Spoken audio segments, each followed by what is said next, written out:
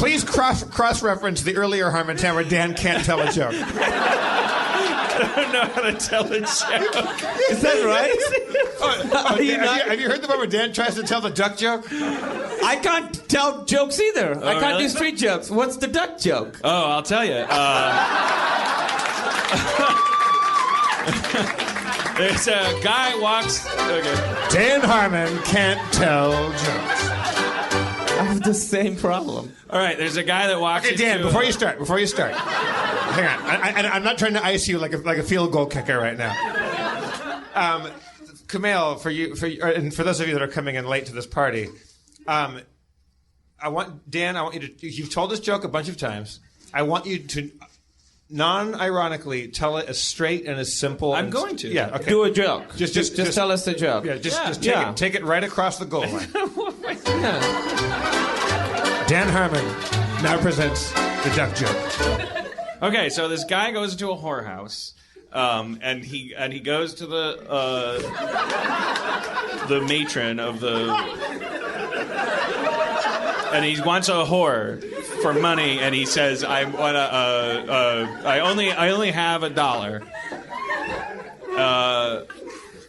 But is that enough for a whore? And God damn it, you're distracting me with your.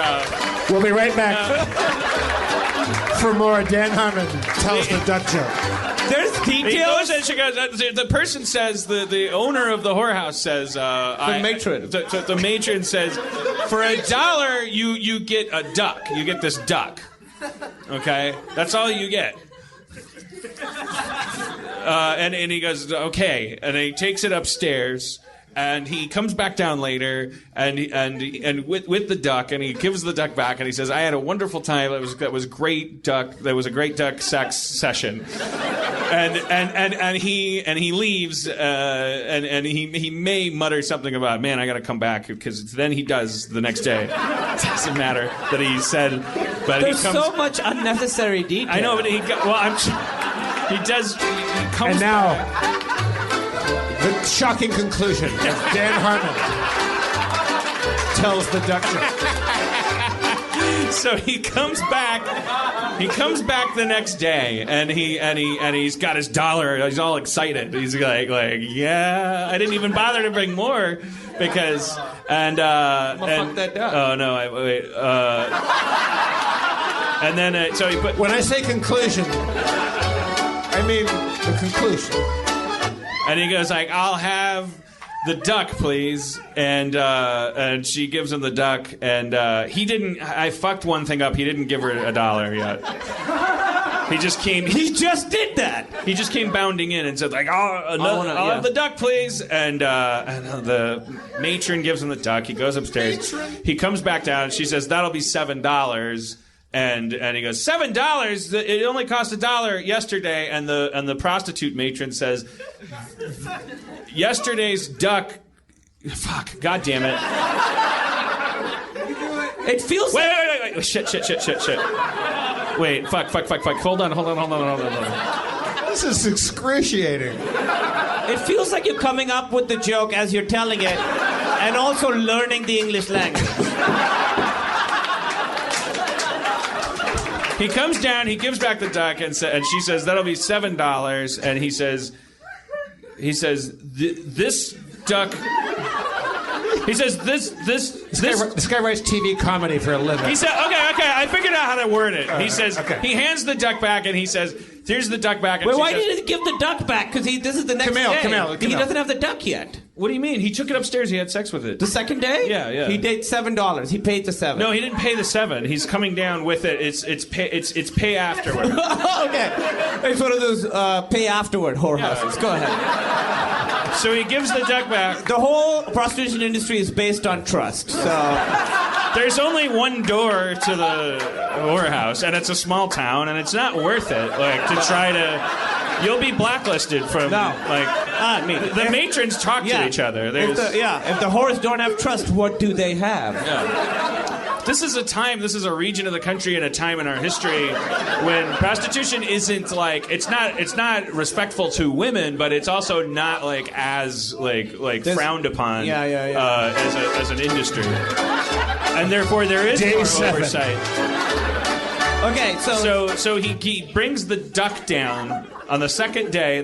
He went upstairs with it. He brings it down. He gives it to the woman. This is only the second day? No. Yeah. There's only 2 days. I'm with you. He gives it back, and she says, "That'll be $7." And he says, "That's 7 times as much as yesterday's duck." And she says, "That duck didn't have AIDS." Wait.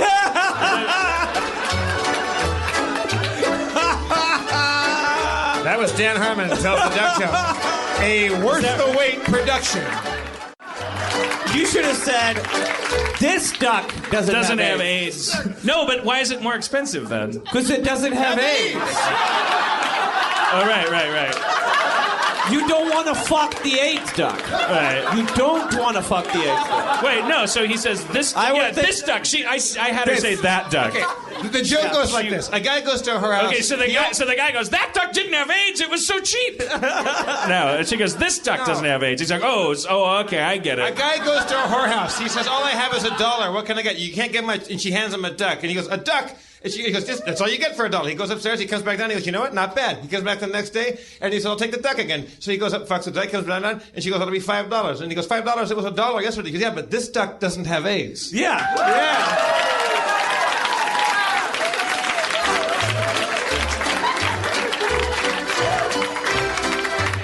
Well, congratulations, you're good at something silly. Creating mirth. No, just so you know. But it's funny. You can't tell a joke. Jay Johnston and Dino Stamatopoulos, 3 of the funniest people I know, cannot tell jokes. Does it help that in my head the whole time all the characters were Asian in this joke? What does that say about me? Racist. No, they weren't like stereotypical Asian.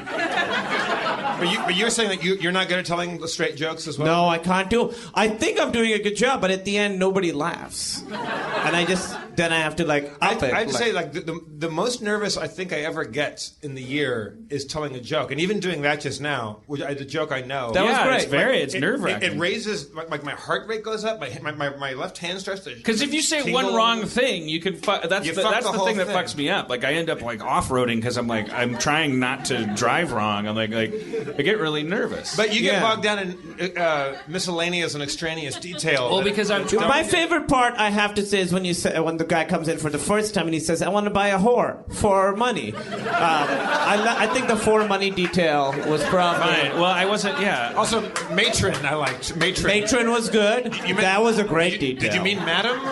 Yeah. Yes, I meant madam. But I think you're. There's karaoke. I do karaoke because karaoke makes me nervous. I could go on stage nude at the Hollywood Bowl, and I don't think I'd be that nervous. Karaoke gets me I can't stand. But you're really great at karaoke. Well, I can sing, but I'm not one of those people that can get up there and perform with vamp with a free hand flying around. I hold the mic with both hands. No, you're really good at it though. Well, I can sing, but I don't feel comfortable up on stage doing karaoke for some reason. Yeah, I don't do karaoke.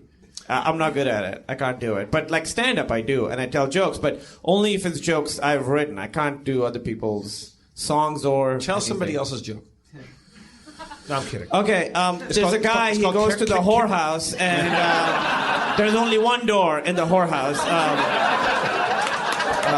The matron who's there, and they say matron because English is not their first language, so they're learning English as they're performing this transaction. I also love when he came back the next day and you did the whole thing. $7, that's too much. Oh, wait, no. Okay. Forget that. He just takes the duck. He just takes the duck. And then he comes down. Right, and then it's $7. I mean, that joke telling had so many gifts to give. Although, even with our interruptions and interjections, you told that joke half as long as you did the last time you told it. Yeah, there was a guy on the Harmontown tour, he had a T-shirt that he had made that it's filled with text that it's me trying to tell the duck joke, and that it's pretty great.